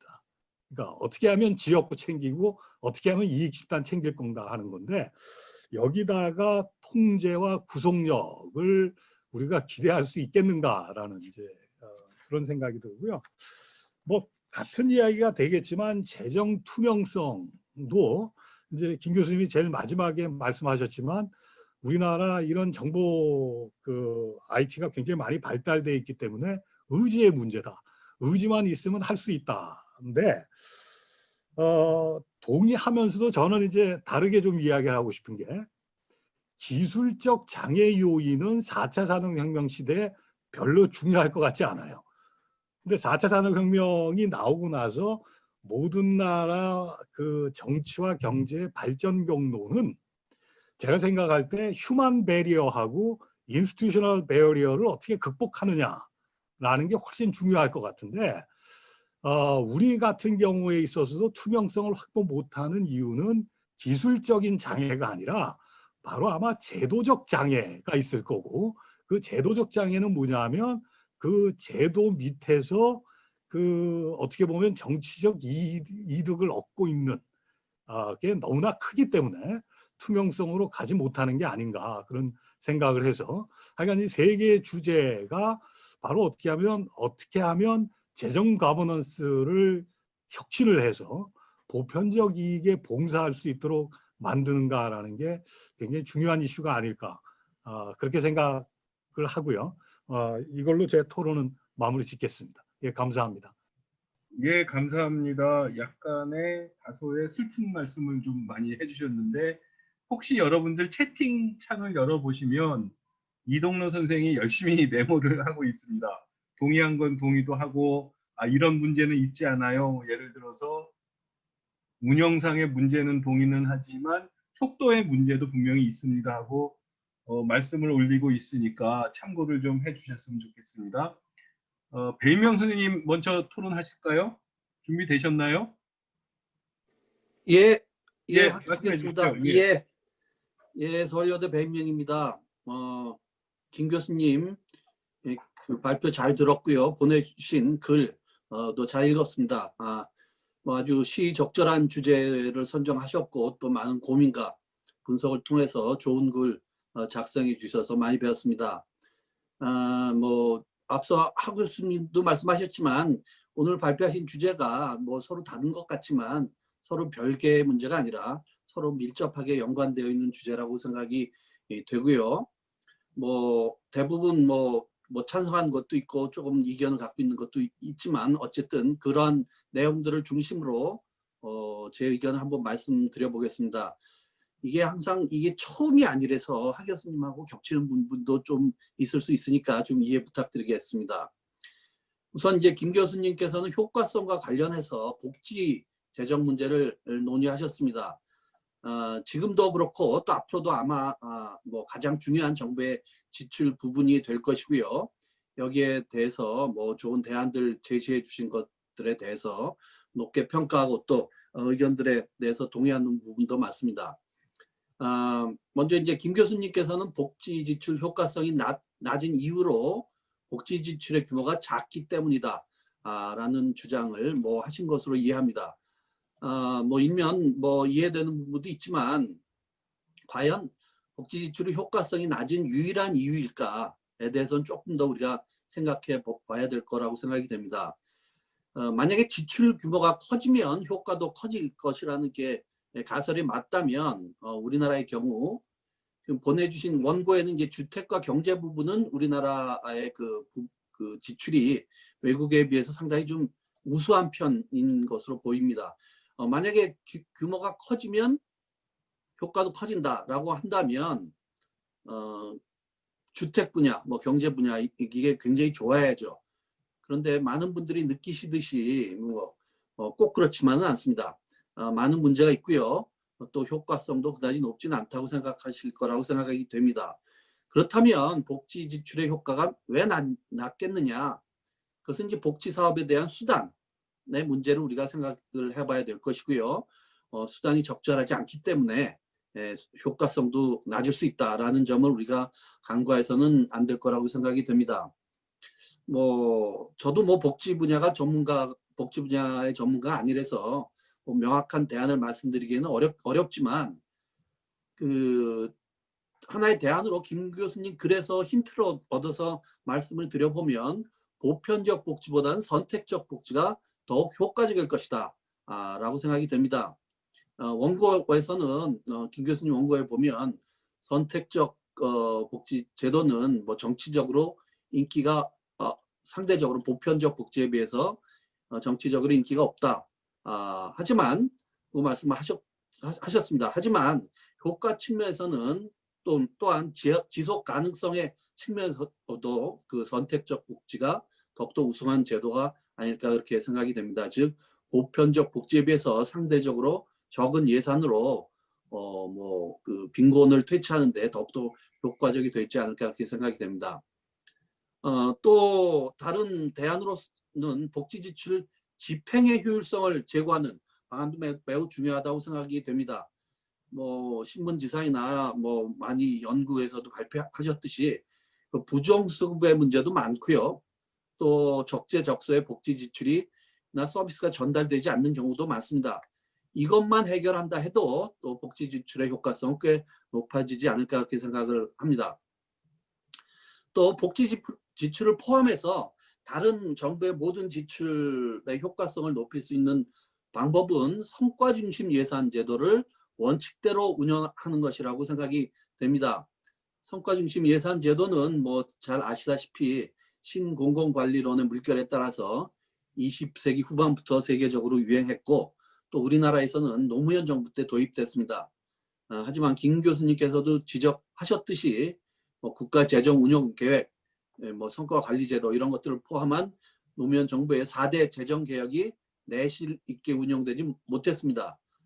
이러한 상황에서 뭐 국가재정운용계획과 더불어서 이 성과관리제도가 원래 취지에 맞게 운영이 된다면 효과성을 제고하는 데 좋은 방법이라고 생각이 됩니다. 그동안 그 운영의 실태를 살펴보면 뭐 형식적으로 운영이 된 측면도 많고요. 또 원정주의적으로 운영된 측면도 많고요. 평가 방식에도 많은 문제가 있었다고 생각이 됩니다. 이제는 진정한 의미에서 성과만 가지고 평가를 하고 또 그 피드백을 할 필요가 있다고 생각이 됩니다. 복지 지출은 뭐 김 교수님께서도 말씀하셨듯이 빈곤 감소라는 이 근본적인 목적을 얼마나 달성했는지에 대해서만 평가하면 된다고 생각이 됩니다. 다른 분야도 마찬가지고요. 뭐 주택 분야를 말씀드리면 주택 가격 안정화에 얼마나 기여했는지, 경제 분야는 경제 발전이나 안정화에 얼마나 기여했는지 뭐 이런 것만 평가하면 된다고 생각이 됩니다. 물론 성과 지표 설정을 비롯한 뭐 어려움도 많습니다. 그렇다고 해서 성과를 평가하지 않으면 결국 정책 실패를 유도할 것이고요. 따라서 또 국민의 혈세는 낭비될 수밖에 없지 않나 그렇게 생각이 됩니다. 따라서 뭐 일부 분들은 성과 중심 예산 제도는 이제 버려야 한다 이렇게 말씀하시지만 더욱 강화시켜야 할 제도라고 생각이 됩니다.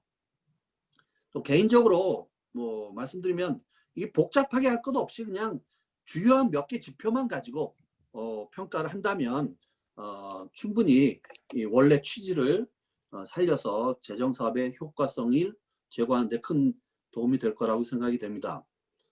다음으로 김 교수님 말씀에 따른다면 복지 지출 확대도 하나의 대안이 될 수 있겠죠. 복지 지출을 확대하는 방안은 뭐 우선 다른 분야의 지출을 줄이는 그런 노력이 필요할 거라고 생각이 됩니다. 특히 문재인 정부 들어 이제 우리가 한번 짚고 넘어가야 할 문제는 인건비 문제입니다. 제가 뭐 토론을 위해서 그 통계연보를 한번 찾아보니까 2018년, 19년 중앙정부 공무원 신규 임용 건수가 그 전해에 비해서 월등히 증가했더라고요. 매년 12,000명을 넘어서고 있습니다. 이전에 비해서 굉장히 급격한 증가입니다.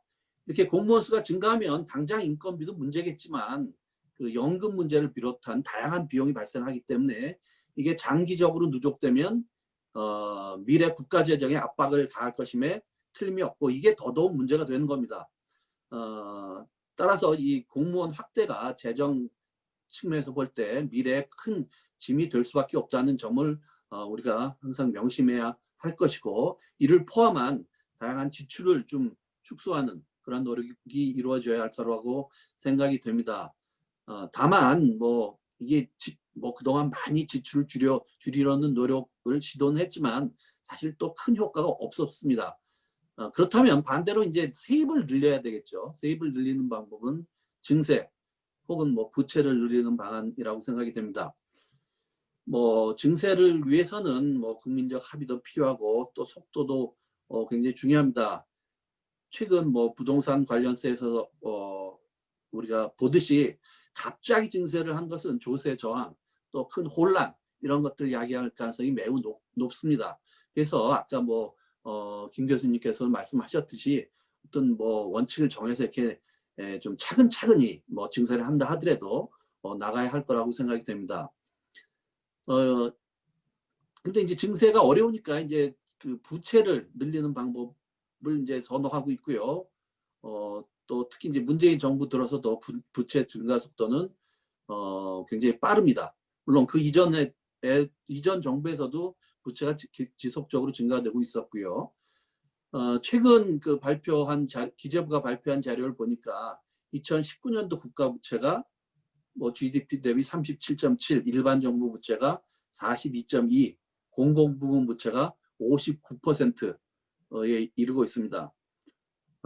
또 어떤 연구원 자료에 의하면 국가 채무 증가율이 2020년에 12.8%, 그리고 국가 채무 규모가 현재 723조에서, 그러니까 2019년 기준, 그래서 2024년 1334조 원으로 증가할 거라고 예상을 하고 있습니다. 이러한 수치만 가지고도 우리나라 그 정부 재정이 과연 안정적인가 라고 하는데 단언하기는 그렇게 쉽지 않습니다. 물론 그렇다면 어떻게 하느냐, 부채 비율은 40이 맞느냐, 또 요즘 얘기하듯이 60이 맞냐, 얘기도 많고, 또 국가 부채를 공기업까지 포함하느냐 마느냐 이런 게 다양한 얘기가 많고 논란도 많습니다. 하지만 그 장기적인 재정 운용에 있어서 중요한 기준은 건전성, 안정성입니다. 국가가 파산하면 어떻게 되는지 여러분들 많은 사례에서 많이 보셨을 것이고요. 따라서 국가 재정은 보수적으로 운영되는 것이 맞습니다. 저는 그렇게 생각을 합니다. 이러한 측면에서 아까 박 교수님도 말씀하셨듯이 재정 준칙 제도를 도입하겠다라는 의견도 있고요. 또 이와 더불어 김 교수님께서도 국가 재정 운용 계획에 대한 혹은 지출 목표, 부채 수준에 대한 국회 통제 강화, 국민건강보험 포함, 탑다운 예산 제도와 국회 예산심의 이원화 등등의 여러 대안을 제시하셨고요. 이러한 대안들이 잘만 운영이 된다면 정말 성공적으로 되겠죠. 그런데 앞서 하 교수님이 너무 세게 말씀을 하셔서 저는 좀 약하게 좀 세게 하기 좀 어렵지만, 그래도 과연 저도 국회가 과연 그러한 그 견제 역할을 할 수 있을까에 대해서 확신할 수가 없습니다. 요즘 최근뿐만이 아니라 지속적으로 국회가 여야 간 합의를 통해서 기준이나 원칙을 도출할 가능성이 그다지 높지 않아 보이고요. 외국의 경우도 미국도 사실 정치적으로 양극화가 좀 심각한 수준이 아닙니까? 거기서도 다양한 재정 준칙, 제도, 법안 이런 것들이 있지만 그 결과는 매우 실망적인 수준입니다. 민주주의가 제대로 작동하기 위해서는 이제 굿윌, 좋은 의지가 전제되어야 합니다. 근데 과연 우리나라 정치인들이 굿윌을 갖고 민주주의를 운영할 것이냐, 거기에 대해서는 솔직히 확신을 하기 좀 어렵습니다. 그렇다면 대안이 뭐냐? 사실 저도 답답한 심정이고 또 똑소리 나는 대안도 떠오르진 않습니다. 최근에 이런 생각도 해왔어요. 말도 안 될 수 있겠지만 오히려 기재부 권한을 강화하는 게 어떨까? 라는 생각을 하기도 합니다. 국회의원이나 선출직 공무원들이 앞장서서 지출을 확대해 나가고 또 부채를 늘려가는 이런 입장에서 건전재정 운영에 책임이 있는 부처인 기재부가 이제 정치인들 마음대로 재정을 확대하지 못하도록 하는 그런 권한을 주자는 거죠. 말도 안 될 수 있습니다. 이론적으로도 우리가 니스카넨의 관료 예산 극대화 모형에서 주장하듯이 관료들이 자신의 이익을 극대화하기 위해서 예산을 극대화하려는 경향이 있을지도 모릅니다. 그런데 현재 상황에서 볼 때 오히려 그러한 관료들이 정치인들에 비해서는 믿음직하다라는 생각도 가끔 듭니다. 물론 그들도 100% 좋은 의지로만 갖고 하기는 어렵겠죠. 이게 아니라면 뭐 김 교수님께서 제안하신 뭐 재정개혁위원회에 전문가들, 국민들을 좀 참여시켜서 또 독립성을 강화시키는 그런 방안도 고려해 볼 수 있겠지만 이것도 결국은 뭐 국회를 통해야 하는 것이고 또 제도가 잘 만들어졌다고 해서 또 잘 운영되는 것이 아니기 때문에 걱정이 많습니다. 앞으로 뭐 저를 비롯한 많은 분들이 조금 더 많은 고민을 해야 하지 않을까 그렇게 생각이 됩니다. 마지막으로 이 재정정보 공개와 관련해서 뭐 김 교수님 의견에 동의합니다. 뭐 제가 판단하기에 그동안 재정정보 공개가 많이 좋아진 것은 사실입니다. 저도 지방재정 365 관련 어떤 위원회에 참여해서 얼마나 공개가 되고 있고 또 어떤 노력을 하고 있고 뭐 그런 것도 지켜볼 기회가 있었고요. 또 일반 시민들의 의견을 들을 기회도 있었습니다. 사실 뭐 재정을 전공하는 뭐 저희의 입장에서는 굉장히 많은 자료들이 지금 제공되고 있기 때문에 예전에 비해서 연구하기에도 굉장히 편해졌습니다. 다만 이제 일반 시민들이 하는 얘기는 재정 정보 이해가 어렵다라는 거죠. 뭐 제가 봐도 사실 재정 정보는 굉장히 좀 이해하기가 또 그것을 가지고 어떤 판단을 하기가 좀 어렵습니다. 따라서 뭐 앞으로 이 재정 공개가 이루어진다고 한다면 더욱더 이루어진다고 한다면 네, 뭐 질, 양 이런 것도 중요하지만 국민들이 쉽게 이해할 수 있도록 하는 노력도 병행되었으면 좋겠습니다. 제 의견 여기까지고요. 뭐 김 교수님 오늘 의견 발표 잘 들었고 많이 배웠습니다. 예, 고맙습니다.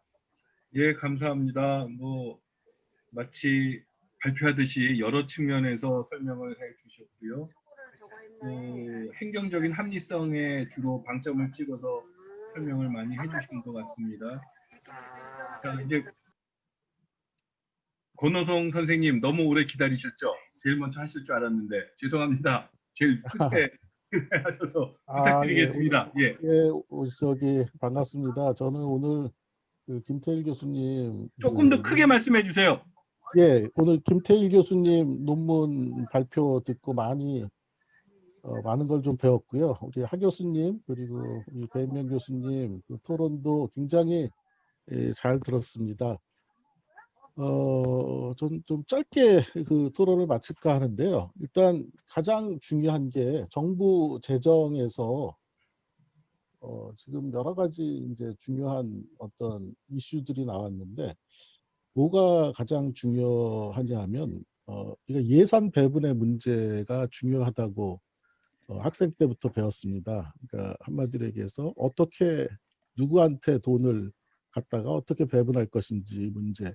이 과정에서 정말 중요한 것이 그럼 누가 그걸 배분할 것인지. 그래서 이제 그 아론 브다프스키 교수 같은 분은 일찌감치 이거는 예산 배분의 그러한 문제는 어차피 정치 과정이다. 예산 과정은 정치 과정이다. 이렇게 얘기를 했고 우리 예산 관련된 우리 학자들은 정치 과정인 거를 알지만 그럼에도 불구하고 보다 더 합리적으로 그걸 배분하도록 노력해 보자. 그래서 이제 합리성이 들어오고 전문성이 들어오고 이제 그런 측면이 있었던 것 같아요. 이제 그런 시각에서 우리나라 재정을 한번 쭉 돌아보면 우리나라 이제 재정 건전성이 지금까지 좋았다. 뭐 이런 얘기 하거든요. 삼성이나 현대가 세금을 잘 내서 좋았을까요? 지금까지? 아마도 관료들이 그 예산 배분의 문제를 지금까지 맡아왔기 때문에 정치인보다는 이제 그런 하나의 측면이 있을 수가 있고요. 또 하나의 측면은 그러면 계속 그 관료들한테 그 역할을 맡길 것인지 관료들이 여태까지 그 역할을 담당했던 것은 다 아시다시피 우리나라가 그 대통령 중심제의 그 특히 이제 박정희 정부서부터 어떤 독재 그 정부가 계속되면서 이제 민주화가 된 지가 뭐 한 20여 년밖에 안 됐지 않습니까? 그래서 국회의 기능이 굉장히 약화된 상태에서 어차피 행정부의 어떤 여러 가지 특히 예산 관련해서는 예산실이 굉장히 중요한 뭐 여러 가지 전문성이라든지 정보라든지 여러 가지를 독식해 왔고, 또 하나가 우리 대통령 중심제 국가에서, 물론 미국은 안 그러지만 우리나라 같은 경우 행정부가 예산 편성권을 갖습니다. 그리고 확정권은 이제 물론 이제 국회가 갖는데, 우리가 벤치마킹하는 많은 그 유럽 국가들을 그 예산 과정을 살펴보면, 물론 편성권은 행정부가 갖고 확정권은 의회가 갖는데, 그 국가들이 거의 대부분 의회제 국가예요. 내각 책임제. 그러다 보니까 이 각 부처에서 실질적으로 정부 안에 있는 예산실에 가서 로비를 하는 것이 아니라, 어떤 사업을 획득하기 위해서는 의회의 위원회에 와서 거기서 더 결정적인 발언권이 있고 예산 파워가 있기 때문에, 우리나라의 경우에서 보면 국회위원회에 가는 것보다, 이건 한 10년 전, 20년 전 말씀을 드리는 겁니다. 오히려 예산실에 가서 뭐를 따야지 예산 편성이 되면 거의 수정 없이 국회에서는 이제 확정이 되는 이러한 현상이 이제 발생을 했었는데, 최근 들어서 점점 국회의 발언권이 커지고 국회의 전문성이 높아지고 여러 가지의 그 예산에 관련된 여러 가지 그 기능들이 이제 발달을 하면서, 여기서부터 어떤 컨플릭트가 저는 생긴다고 봅니다. 그러니까 무슨 얘기냐면, 우리나라가 지금 현재 예산 관련된 여러 가지 제도들을 바로 의회제 국가에서 잘 어느 정도 작동하던 것을 수정 없이 우리나라에서 받아들여서 우리나라 대통령 중심제 국가에서 그거를 작동을 하다 보니까, 이게 어떤 그 뭐라고 할까요? 체형이 안 맞는데 그냥 그 제도가 도입되는 이런 현상이 일어나는 거 아닌가라는 이제 생각이 들고요.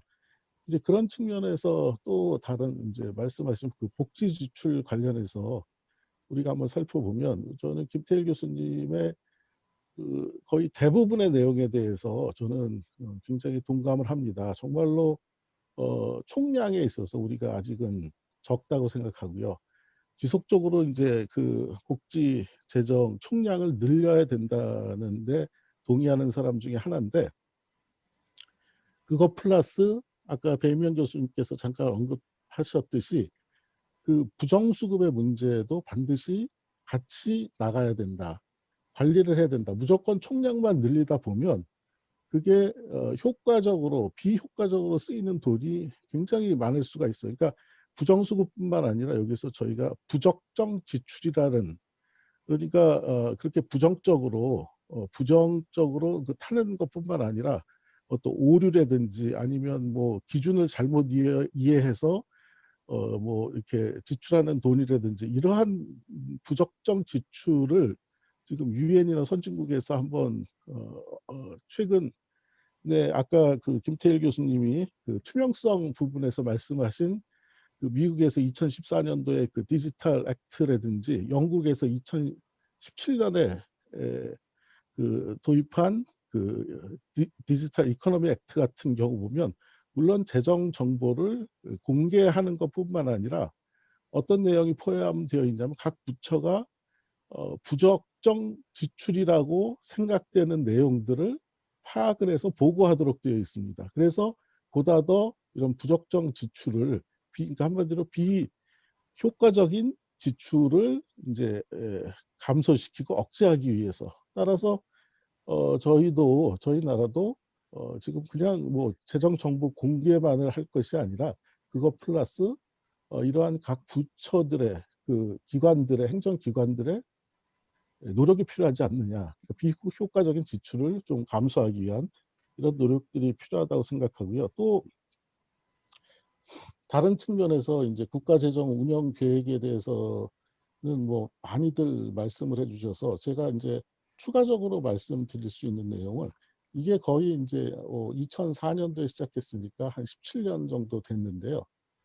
지금 보면 16개 분야, 68개 부분으로 이게 나눠져 있습니다. 그렇지만 이제 우리가 이제 소위 4차 산업 시대에 들어가면서 이 거의 변함없이 지난 10몇 년, 17년 동안 이제 지속되어 왔거든요. 16개 분야, 그리고 68개 부문이 따라서 이것을 한번 좀 대폭 뭐라고 할까요? 개편을 할 필요가 있지 않느냐. 그러니까 그게 이제 하나의 의견이고요. 또 하나는 아까 말씀을 드렸듯이 지금 우리 국회와 그리고 행정부와의 그런 어떤 예산에 관련된 그런 어떤 파워가 서로 컨플릭트하는 상황에서 이게 지금 김태일 교수님이 제시한 그게 이제 물론 학계에서의 전반적인 저는 국가재정 운영 계획의 실효성을 강화해야 된다는 100% 찬성을 하지만 그 방법에 있어서는 과연 그게 국회로 간다고 해서 그게 제대로 될까?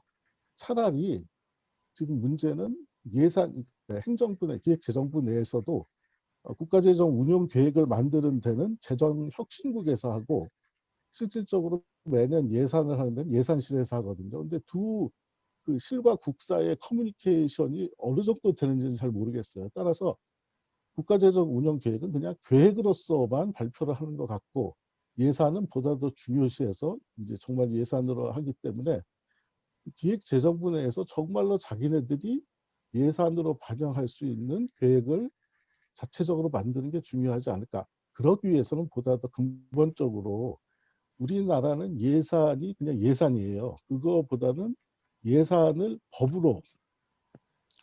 예산법으로 제가 알기로 전 세계적으로 지금 예산을 예산으로 하는 데가 우리나라하고 일본밖에 없거든요.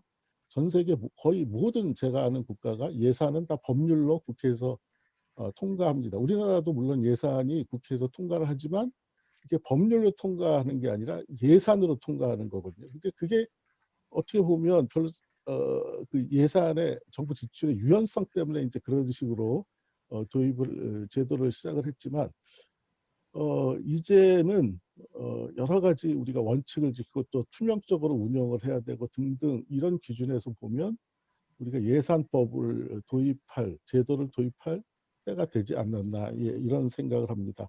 짧게나마 이렇게 토론 마치도록 하겠습니다. 감사합니다. 예, 감사합니다. 상당히 오늘 많은 내용이 나오고 있네요. 아마도 플로어에 계신 선생님들 중에 하실 말씀이 계실 분들이 많을 것 같은데요. 지금 시간이 예정된 시간으로 따지면 한 10분 정도 남았거든요. 그래도 하고 싶으신 선생님 있으면 말씀을 좀 해주시면 고맙겠습니다. 없네요. 하실 것 같았는데 느낌은 예, 이동로 선생, 예, 신동현 선생도 하실 얘기 있나 보다. 예, 이동로 선생 먼저 하시고요. 예, 안 들려요. 이동로 선생 안 들려요. 소리가 예, 네, 말씀하세요. 들리세요? 예, 들립니다. 아, 말씀하십시오. 감사합니다. 예, 오늘 뭐 굉장한 주제를 거기다 세 논문을 한꺼번에 앞쪽으로 듣게 돼가지고 공부를 많이 했습니다. 그 세 번째 주제에 관해서는 뭐 제가 뭐 특별히 이견이 있거나 뭐 더 뭐 할 말은 없는데요. 첫 번째 경우에는 아까 말씀하신 이제 복지 지출의 규모도 작고 그다음에 뭐 사각지대도 많다. 뭐 절대적으로 동의하죠. 근데 거기에 한 가지 좀 생각해 봐야 될 문제는 그 아까 하얀수 교수님 할 때 제가 그 채팅창에 넣긴 했지만 속도의 문제도 좀 생각해 봐야 되지 않는가 이런 거예요. 우리가 물론 이제 경제적으로 굉장히 비약적으로 발전했기 때문에 자연스럽게 복지도 막 비약적으로 발전했거든요. 그러다 보니까 이 완급 조절이 좀 있어야 되지 않겠는가 이런 거죠. 뭐 너무 빨리 성장을 하다 보니까 지금 말씀하신 사각지대 그다음에 불규정 문제 이런 것들이 다 같이 나타나는 문제거든요. 그래서 그런 것들도 한번 고려를 해봐야 되지 않는가 그런 생각을 좀 해봤고요. 이건 약간 이념적인 것들도 같이 좀 포함돼야 될 것 같지 않나 이런 생각도 해봤습니다. 두 번째 이제 국가재정 운영 계획에 관련된 문제에 관해서는 이제 기획 강화가 이제 뭐 바람직할 가능성이 높다. 근데 그것도 아까 저 채팅창에 이제 하현수 교수님 말씀하신 대로 일정 정도 동의했거든요.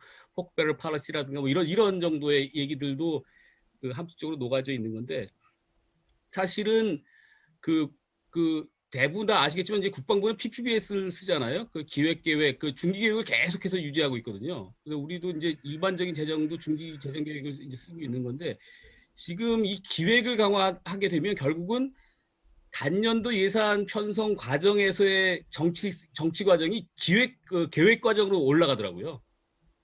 그러니까 이제 거기서 또 묶어버리면 그게 또 매년 연동제로 또 움직이다 보니까 지금 말씀하시는 그 부처 내에서는 예산 부서가 이제 계획 부서랑 이제 팔러틱스가 생기게 되는 거고 외부에서 보면 이제 부처가 이제 국회를 대상으로 이제 팔러틱스를 하는 거죠. 이런 양상이고 또 그다음에 한 번 5년짜리를 이렇게 묶어 놓으면 이게 잘 안 움직여져요. 그다음에 그게 굉장히 복잡해지더라고요. 근데 이제 최근처럼 환경의 변화가 이게 급속하게 되는 경우에 기획 또는 중기 계획의 강화가 과연 어떤 문제가 있을까 이런 것들을 한번 고려해 볼 필요가 있을 것 같다는 생각이 들었습니다. 그래서 그걸 결국은 이제 운용을 어떻게 하는가도 한번 고려해 봐야 되지 않겠는가. 그래서 이제 그 부분은 이제 하 교수님하고 뭐 제가 맥락이 같다고 생각하고 있습니다. 그래서 한번 오늘 공부를 많이 했는데 이런 전문가분들께서 이런 문제들도 좀 있다는 걸 한번 고려하시고 다른 그 정책 제안을 할 때 참고하시면 어떨까 하는 마음으로 여쭤봅니다. 네. 예, 감사합니다. 신동민 교수님. 네, 저 잘 들리나요? 네, 잘 들립니다. 예, 예.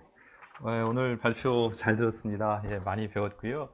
그 한 가지 제가 궁금한 부분들은 한국에서 재정학을 공부하시는 분들이 그동안 행정학들의 전통적 행정학의 어떤 학문적인 풍토 내지는 그러한 제도적인 유산들 속에서 경제적인 합리성 그리고 효율성 같은 맥락에서 이제 재정 건전성을 강조하는 이러한 학문적 풍토가 있다고 생각을 합니다.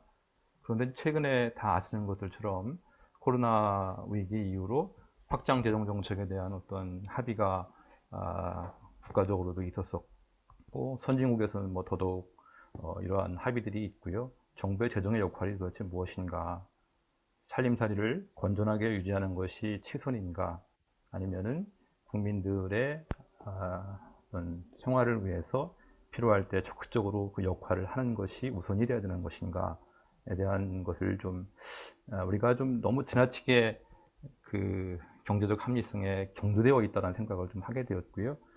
다 아시는 것처럼 OECD 국가 같은 경우에서 2020년도에 재정 수지를 보면 한국이 GDP 대비 1.1%로 마이너스, 그러니까 GDP 1.1%니까 뭐 적자 재정이죠. 그래서 그렇지만 그것이 이제 OECD 국가 중에서는 가장 적게 적자 재정을 편성한 나라입니다. 그럼에도 불구하고 재정 건전성이 화두가 되는 부분들이 좀 잘 이해가 안 돼서 외국에서 특히 재정학 쪽 국가 재정을 공부하는 사람들이 외국도 이러한 풍토 속에서 국가 재정을 이해하고 있는 건지 아니면은 이와는 달리 어떤 국가 재정에 있어서 보다 재정의 적극적인 역할 이런 부분들을 강조하는 것인지에 대한 생각을 한번 듣고 싶습니다. 그리고 더더욱 하현석 박사님이 말씀하시기를 아까 재정의 비정치화라는 너무나 도전적인 말씀을 하셔서 저로서는 참 과거에 배웠었던 것과 너무나 다른 얘기인 것 같아서 같이 우리가 그걸 받아들여야 되는 건지에 대한 것도 논의하고 싶습니다. 네, 이상 마치겠습니다. 네, 감사합니다. 자, 이제 뭐 대충 시간이 5분 남았어요. 그래서 아마 우리 김태열 교수님이 클로징을 좀 해주셔야 될 것 같은데요. 정리를 한번 해주시죠. 예.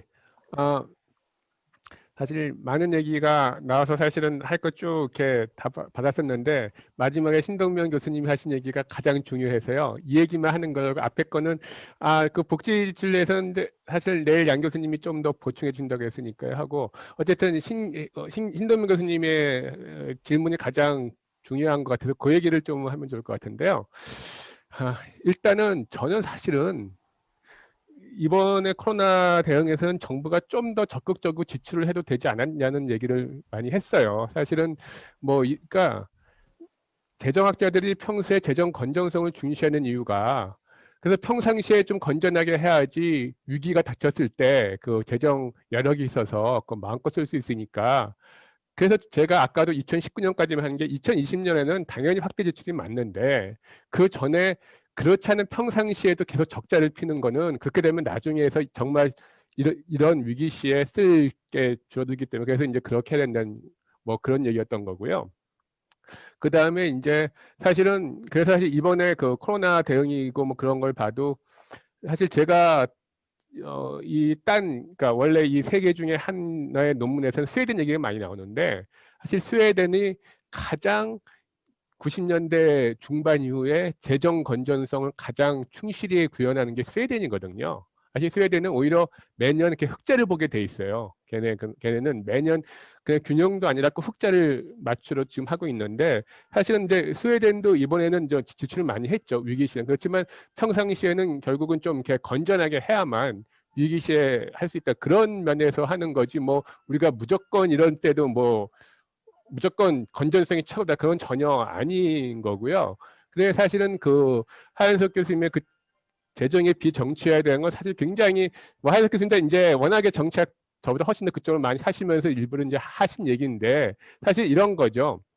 우리가 이제 그 예컨대 금융 정책이 어떤 경제 80년대 예를 들어서 금융통화 정책이 경제 중요한 정책 수단이 되면서 나온 게 그 금융통화 운영하는 기구가 독립한 예를 들어 우리 치면 이제 중앙은행의 독립성이 강조된 게 그러면서 어떤 그 통화 정책이 굉장히 중요한 경제 수단이 된 거거든요. 그러니까 무슨 얘기냐면은 재정 정책 같은 경우도 사실은 이게 너무나 정치화가 되면은 정말로 그 어떤 정치적인 것 따라서 정말로 제대로 순수하게 어떤 경기 대응이라든가 순수하게 어떤 위기 대응만으로 할 때 오히려 너무나 그 정치화가 그 오히려 좀 독립성이 상당히 있는 게 중요하다 이제 그런 뉘앙스일 텐데요.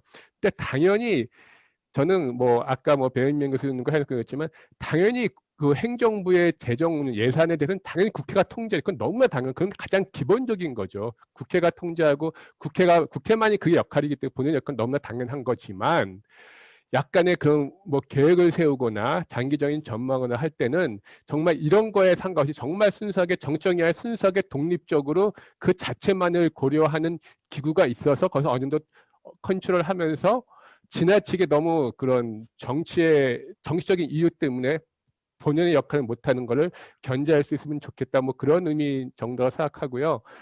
그 재정의 비정치도 그런 게 아닐까 생각합니다. 하현석 교수님 하실 말씀 있으시면 하시죠.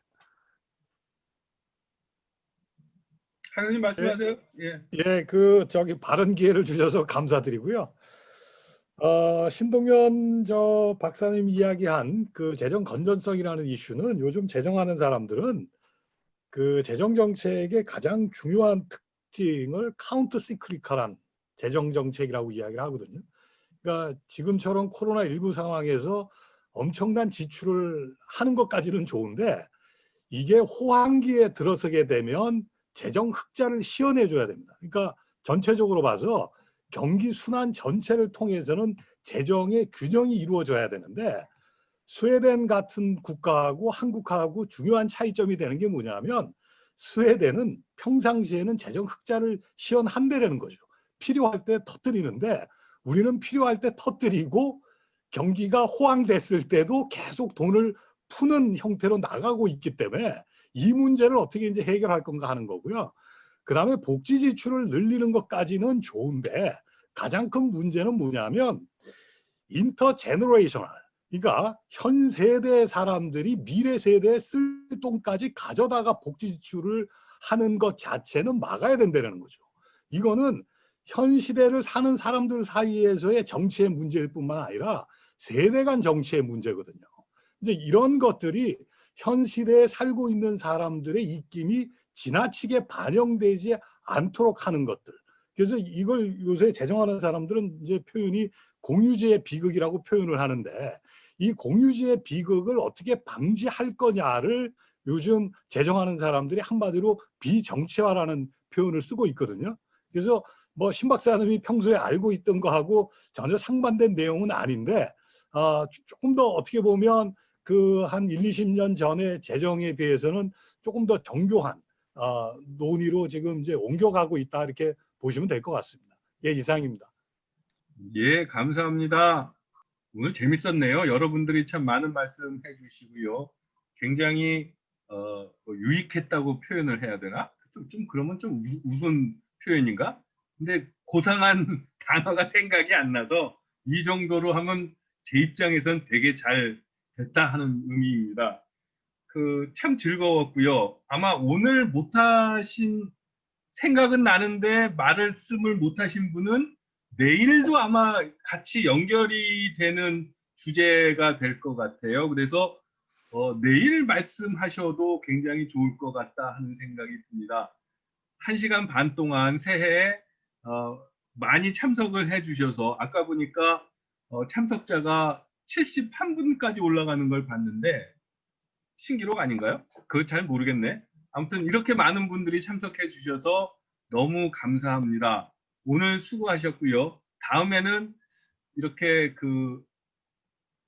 차가운 기계 앞에서 만나는 것보다 서로 커피를 들고서 눈을 마주치면서 커피 마셔가면서 얘기를 할 수 있었으면 좋겠습니다. 감사합니다.